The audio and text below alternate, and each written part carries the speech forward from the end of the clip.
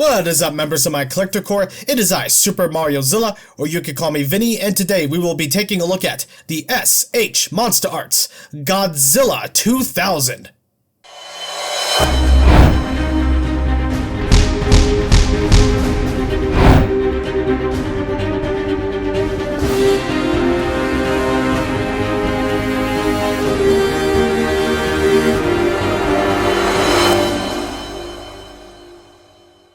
Revealed last year in Tamashii Nation, I believe, we would finally be getting a more suit-accurate version of Godzilla 2000, shortly after Hiya Toys revealed their Godzilla 2000, but to my knowledge, that's based on the 1999 design, so it probably doesn't count.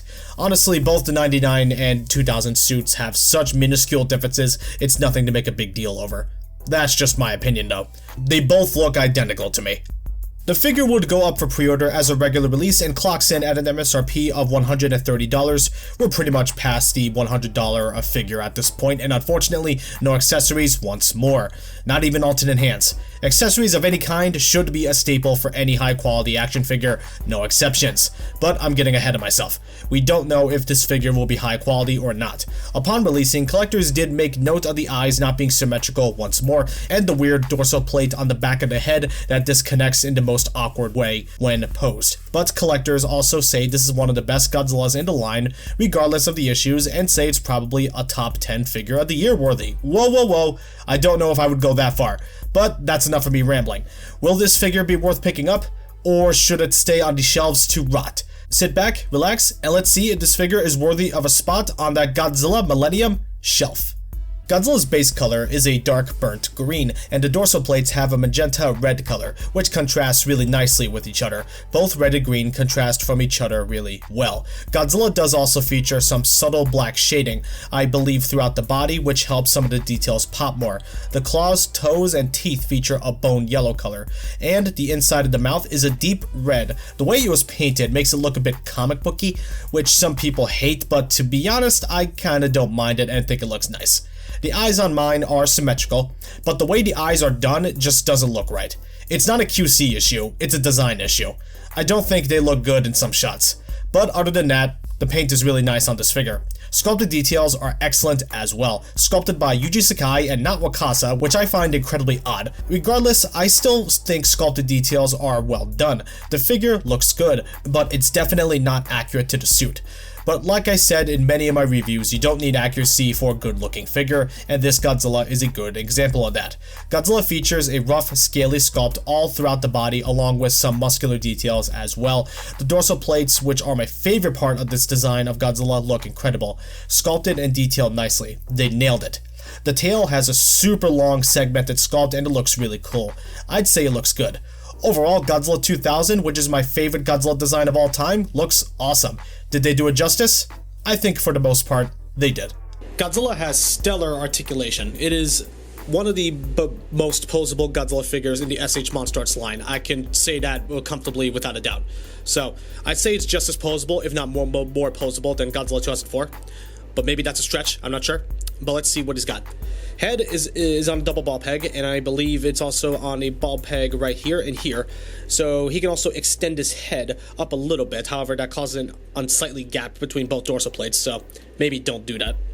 Either way, his head can look all the way down, can look pretty much all the way up, and he can look side to side with no issue, and also can lean. The dorsal plate here can be adjusted, just ever so slightly. So just in case you need that. Arms on ball joints. Can extend forward like a butterfly joint.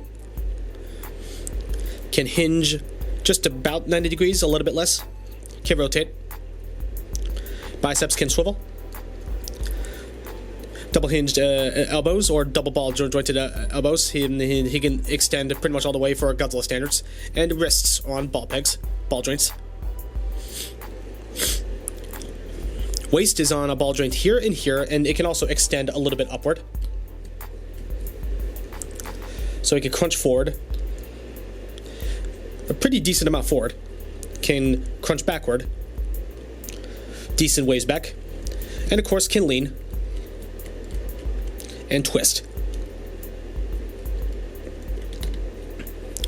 Legs can kick forward, just about this far forward. Can go backward, not very far back. Can do the splits. Not really do the splits all that much, and I don't want to force it.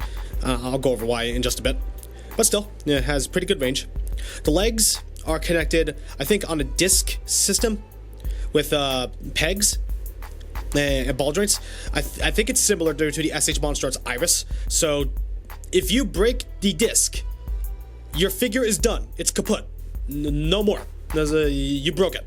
So when you are moving the legs, move them as delicately and as carefully as possible, and do not force it. Do not ham-hand it.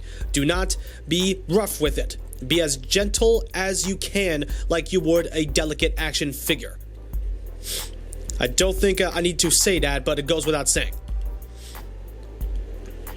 It goes without saying, but I feel like I need to say it anyway, because some people just don't like to, I don't know. Knees are on ball joints, so he can have a nice bend. Pretty good. Ankles are on ball joints, so he can kick forward, about this far forward, backward, this far back. And his ankle rocker is excellent. His widest stance can be right around here. Pretty good. The tail. Seems that Bandai has taken a page out of Haya's book. I know I promised not to mention Haya in MonsterArts reviews, but I needed to for the comparison.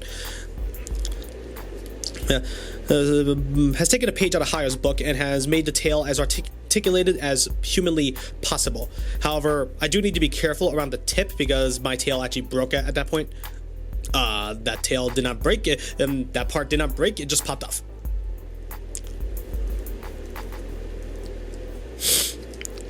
But either way, we have really good range.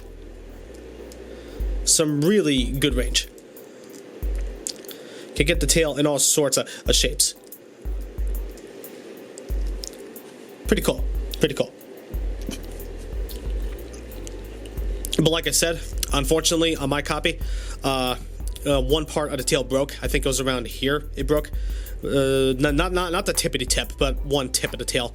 Part of the tip of the tail broke, so I had to be careful with that when moving it. So unfortunately, yeah, it's kaput. But otherwise, I'm losing only a little bit of range, just a tiny bit of range of articulation. Other than that, the tail can still pose just fine. So I'm not really going to make a fuss about it. I already glued it back in. So anyway, Godzilla has really good articulation for S.H.MonsterArts standards, or even for just Godzilla standards in general. This is a really nicely articulated figure. Now, if you're hoping for accessories, forget about it. He comes with nothing. So, yeah, no beam, no. You know what? Even for MonsterArts, accessories doesn't necessarily have to be a beam. It could be anything. Tanks, maybe the Orga ship, whatever it's called. I forgot what it was called, but a building, anything. Like, come on. Oh well. Either way, Godzilla, he has excellent articulation. Here's a size comparison with other figures you may or may not own. Godzilla is a standard size MonsterArts, and he looks good with other Millennium Godzilla figures, so if you need him on a display, you should have no problem. Overall, Godzilla I think is a solid release. I don't think he's the best figure in the line, but he's certainly up there. Trust me, I know it sounds like I'm being biased, but I promise I'm not. I genuinely do think this is a good figure, but it's not worth the MSRP of $130. I recommend getting this for a deal if you can't stomach that price, because that's definitely a little much, let's be honest. And again, no accessories seriously hurt this release, but honestly, this is definitely going to be my main Godzilla for future Godzilla projects and whatnot. I love it that much. And if you don't mind the price and are a fan of this design, you'll love it too. Just lower your expectations. Godzilla shall receive an 8.5 out of 10. Really solid release again, I just wish it could be better. And I'm saying that as a fan of this design of the Big G.